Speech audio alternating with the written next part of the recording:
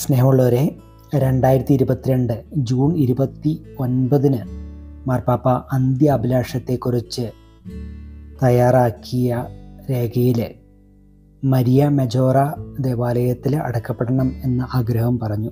അതനുസരിച്ച് മാർപ്പാപ്പയെ അടക്കം ചെയ്യുക മരിയ മെജോറ ഈ ദേവാലയത്തിലാണ് അടക്കം ചെയ്യുക. വരുന്ന ശനിയാഴ്ച 26-ാം തീയതി ഇറ്റാലിയൻ സമയം 10 മണിക്കാണ് അടക്കിൻ്റെ കർമ്മങ്ങൾ ഇവിടെ നടക്കുക.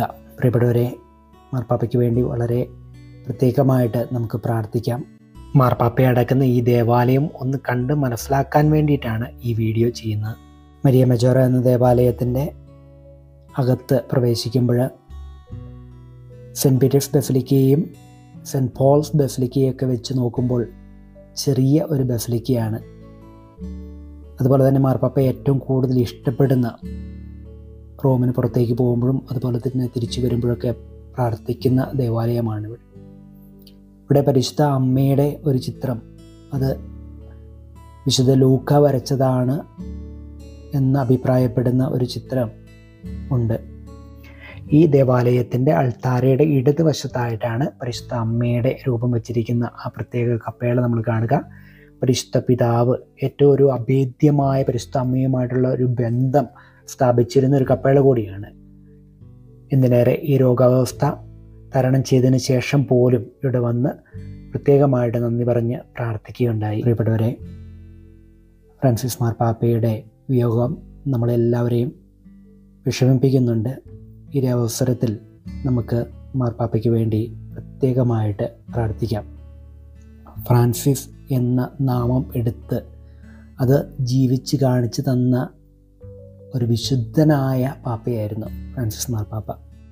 പാപ്പ അടക്കം ചെയ്യപ്പെടാൻ ആഗ്രഹിക്കുന്ന ഈ ദേവാലയത്തിൽ പരിശുദ്ധ അമ്മയുടെ രൂപം വച്ചിരിക്കുന്ന ആ പ്രത്യേകമായ കപ്പേളയിൽ മാർ ജോർജ് കൂവക്കാട്ടിൽ പിതാവിനോടൊപ്പം ഒപ്പീസിയലി നമുക്കും പ്രാർത്ഥിക്കാം.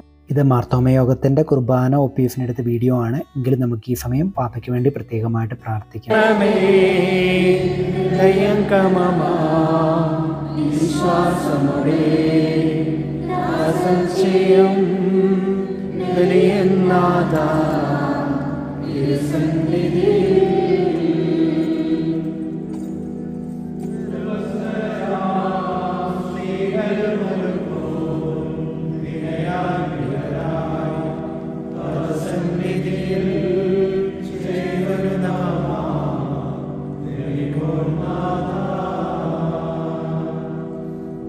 കൊല്ലണമേ ദയങ്കമമാം വിശ്വാസമുടെ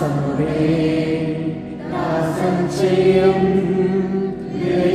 നാഥ സന്നിധിയിൽ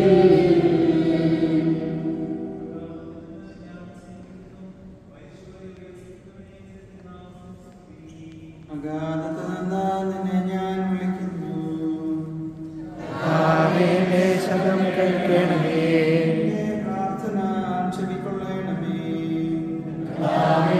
നമ്മളെല്ലാം ഓർത്തിരിക്കുന്നുവെങ്കിൽ ആർക്ക് രക്ഷയുണ്ടാകും? പാപമോചനം നിന്റെ പക്കൽ നിന്നാകുന്നുവല്ലോ.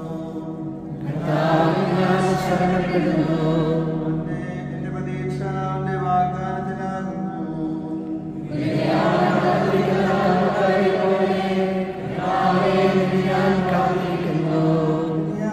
കാത്തിരിക്കുന്ന കാവൽക്കാരെ പോലെ ഇസ്രായേലിൻ കർത്താവിനെ കാത്തിരിക്കുന്നു.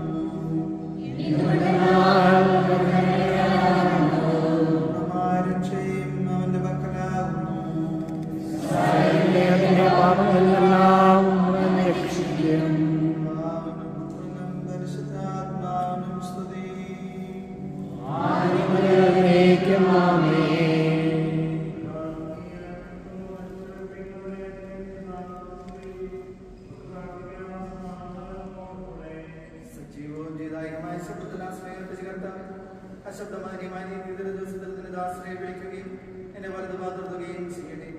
പാപങ്ങൾ കൊടുക്കുന്നവനും കരുണ നിറഞ്ഞവനും നീതിമാനുമായ ജീവിക്കുന്നവരെ ദയാപൂർവം പരിപാലിക്കണമേ.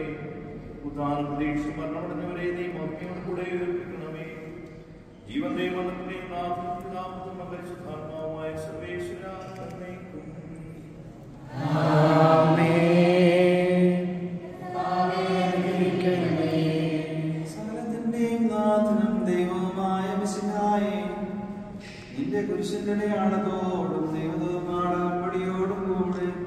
വാനമേഘങ്ങളിൽ നീ പ്രത്യക്ഷനാവുകയും സ്വർഗരാജ്യത്തിന്റെ വാതിലുകൾ തുറക്കപ്പെടുകയും മരിച്ച രക്ഷകരായ കബറുകളിൽ നിന്ന് ഉയർക്കുകയും ദുഷ്ടജനങ്ങൾ നീതിമാന്മാരെന്ന് വേർതിരിക്കപ്പെടുകയും ചെയ്യുന്ന ഭയാനകമായ വിധി ദിവസത്തിൽ നിന്റെ തിരഞ്ഞെടുക്കപ്പെട്ടവർക്കായി ലോകാരംഭത്തിന് സജ്ജമാക്കപ്പെടുന്ന സ്വർഗരാജ്യത്തിലേക്ക് ഞങ്ങളുടെ സഹോദരനെ നീ സ്വീകരിക്കണമേ.